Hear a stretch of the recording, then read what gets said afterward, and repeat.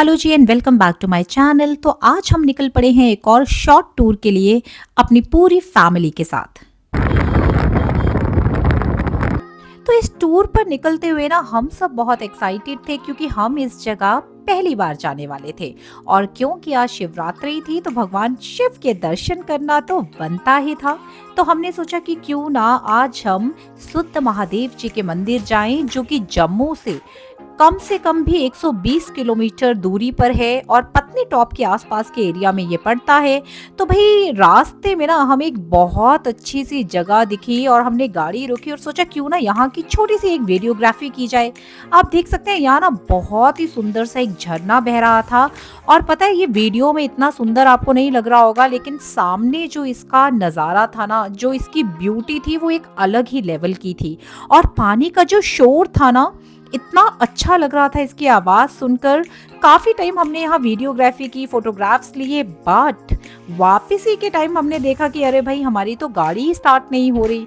और जैसे तैसे हम वहां से निकले अपनी गाड़ी को थोड़ा सा ठीक करवा कर, तो रास्ते में भाई ये आप देखिए कितनी ज्यादा ट्रैफिक थी। हमें पता चला भाई कि कोई कहीं पर कोई लैंडस्लाइड हुआ है और हम पूरे 5 घंटे यहाँ पर फंसे रहे हैं। अब देखिए दूर दूर तक जहां तक भी नजर पड़ रही है ना ऐसी ही ट्रैफिक थी। तो पूरे 5 घंटे के बाद ये ट्रैफिक जो है वो थोड़ा थोड़ा सा क्लियर हुआ और हमारा जो डेस्टिनेशन था ना वो कुछ ही दूरी पर रह गया था। तो हम चल पड़े आगे की तरफ और यहाँ पर ना हमें बहुत ही अच्छा एक्सपीरियंस मिला क्योंकि जो इसका वे था ना, जो रूट था ना, वो इतना ज्यादा नेचर से भरा हुआ था और इतने सुंदर सुंदर पेड़ यहाँ थे। और सबसे अच्छी चीज मुझे क्या लगी, इन पेड़ों की सिमेट्री।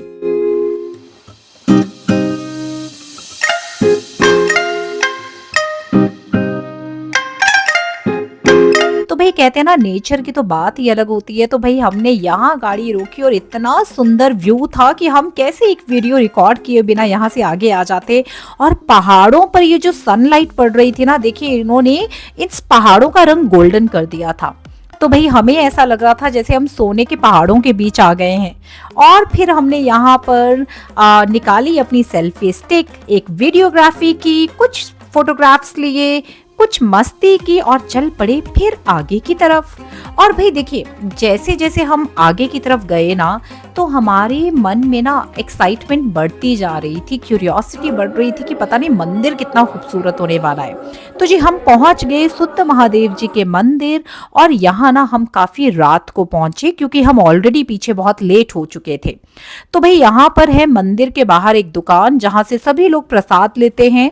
हमने भी यहाँ से प्रसाद लिया और प्रसाद में ना ये लोग धोती, लोटा और कुछ फुल्लियों का प्रसाद देते हैं। बाकी भाई अपनी अपनी श्रद्धा पर है, आप डमरू लीजिए, आपको जो भी चढ़ाना है भगवान शिव को, अपनी आस्था के अनुसार आप अपना प्रसाद जो है वो पैक करवा सकते हैं।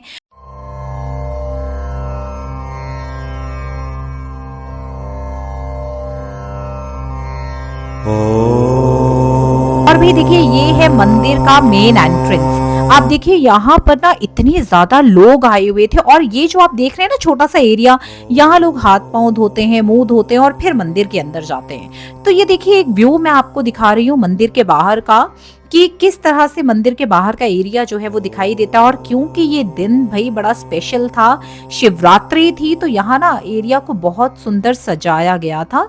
मंदिर को देखिए भाई जगमगाते लाइट्स के साथ कितना ज्यादा सजाया गया है।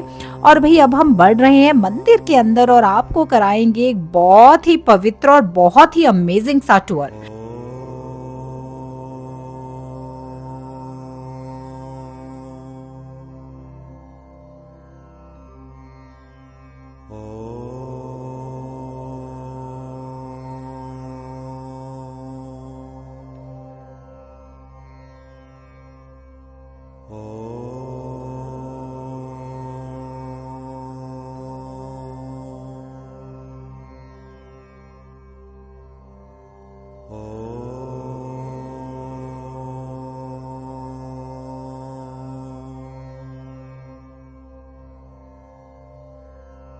मंदिर के अंदर पहुंचती हमें ये पता चला कि 5 मिनट के अंदर ना महाशिवरात्रि की आरती शुरू होने वाली है। और पता है मैंने कभी इमेजिन भी नहीं किया था कि हमें महाशिवरात्रि की आरती वो भी सुद्ध महादेव मंदिर में देखने को मिलेगी। तो यहाँ हम यही डिस्कस कर रहे थे कि शायद भगवान शिव ने ही हमें इतना पीछे रोक के रखा। शायद वो चाहते थे कि हम उनकी आरती में यहाँ बैठे। और आप देखिए भाई, लोगों की भीड़ देखिए, कहते हैं ना जो श्रद्धालु है ना वो कहीं भी पहुंच जाते हैं।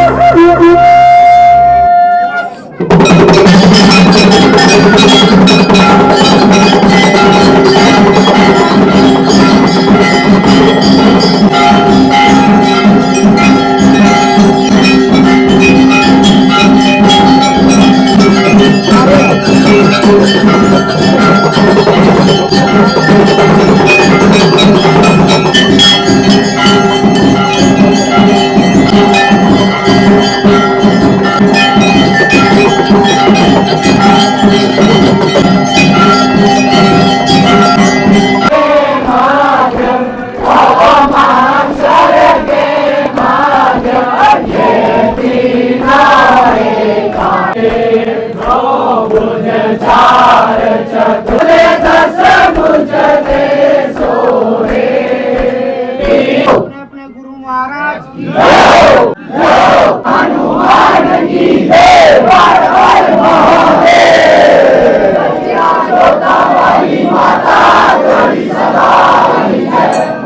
जी, ये है भगवान शिव जी का 2800 साल पुराना मंदिर। और ये जो यहाँ पर अंदर मूर्ति है ना, कहते हैं कि एक बार ना एक किसान अपने यहाँ पर खेतों में धान लगा रहा था, और जब उसने खुदाई की तो उसके धान में लगा हुआ जो पानी था ना वो लाल रंग का हो गया। और फिर उसे उस लाल रंग के पानी के नीचे पड़ी हुई ये मूर्ति मिली।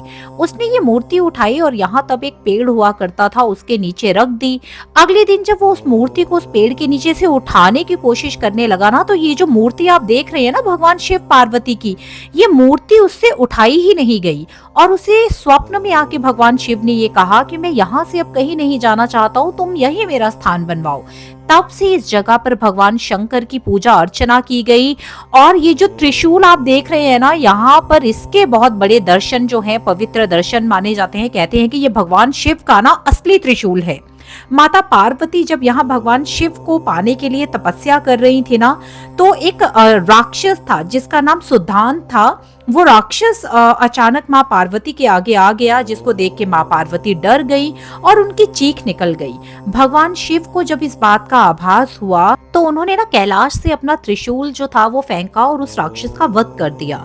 लेकिन क्योंकि वो राक्षस भगवान शिव का परम भक्त था, उसने भगवान शिव से हाथ जोड़कर जो है वो उनकी स्तुति की हुई थी, तो भगवान शिव उसे वापस जीवन दान देना चाहते थे।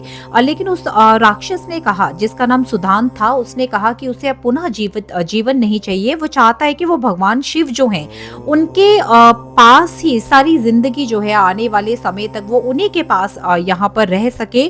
तो भगवान शिव ने ना तब उसे वरदान दिया कि इस जगह का नाम जो है ना वो उस राक्षस के को ही जानकर रखा जाएगा, क्योंकि आप देखिए जगह का नाम है शुद्ध महादेव, और जो शुद्ध है वो उस राक्षस के नाम का अंश है। तो शुद्ध महादेव जी की ये जगह है। तो भाई देखिए ये है नंदी जी, और कहते हैं कि नंदी जी है ना जो वो भगवान शिव के मैसेंजर होते हैं। तो ये भगवान शिव जी से ना हमारी बड़ी सारी मन्नतें पूरी करवा देते हैं। तो हम ना इनके कान में अपनी अपनी विशेष बोल कर आए और देखते हैं कि नंदी जी हमारी विशेष कब पूरी करवाते हैं। तो और लोग जो हैं वो पूरी मंदिर जो थे उसकी परिक्रमा कर रहे थे, प्रसाद ले रहे थे। और यहाँ ना आज जगराते का भी इंतजाम किया गया था। आज पूरी रात यहाँ जगराता होने वाला था। तो हमने भी सोचा भाई क्यों ना आप घर से निकल ही गए हैं और भगवान शिव ने हमें यहाँ रोक ही लिया है, तो हमने ना बाहर किसी गेस्ट रूम में कोई रूम नहीं लिया। हमने सोचा कि आज हम पूरी रात जगराता अटेंड करने वाले हैं, और हमने ना जगराते में अपनी हाजिरी दी। पूरी रात जाकर हमने जगराता देखा और बहुत ही मजा आया। बहुत सिंगर्स जो थे, जो अलग अलग लेवल के सिंगर्स थे, यहाँ आए हुए थे।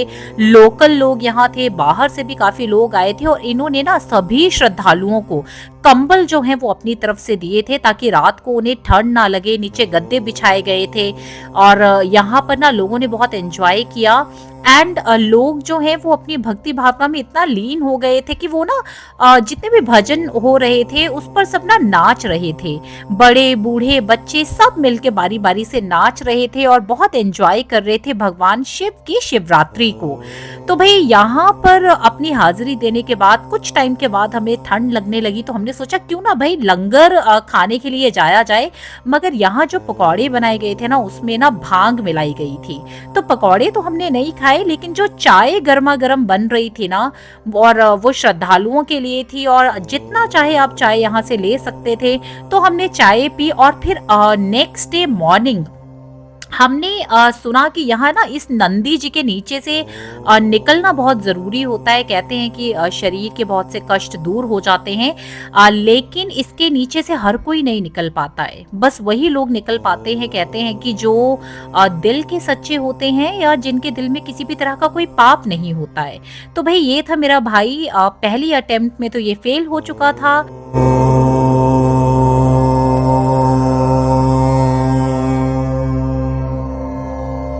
हालांकि बहुत डिफिकल्ट हुआ इसके लिए, लेकिन फिर भी ये यहाँ से निकल गया और इसे कहते हैं ना किसी भी तरह की कोई प्रॉब्लम नहीं आई। तो भाई अब बारी थी मेरी। तो मैं सच कहूँ तो बहुत डर रही थी, क्योंकि मैं रात को ना एक बार ट्राई कर चुकी थी लेकिन मैं नहीं निकल पाई थी। अब दिन में इन्होंने मुझे मोटिवेट किया, लेकिन मैं फिर भी नहीं निकल पाई। बहुत कोशिश की लेकिन मैं ना डर गई, मुझे लगा कि अगर फंस जाऊंगी ना निकलना मुश्किल हो जाएगा।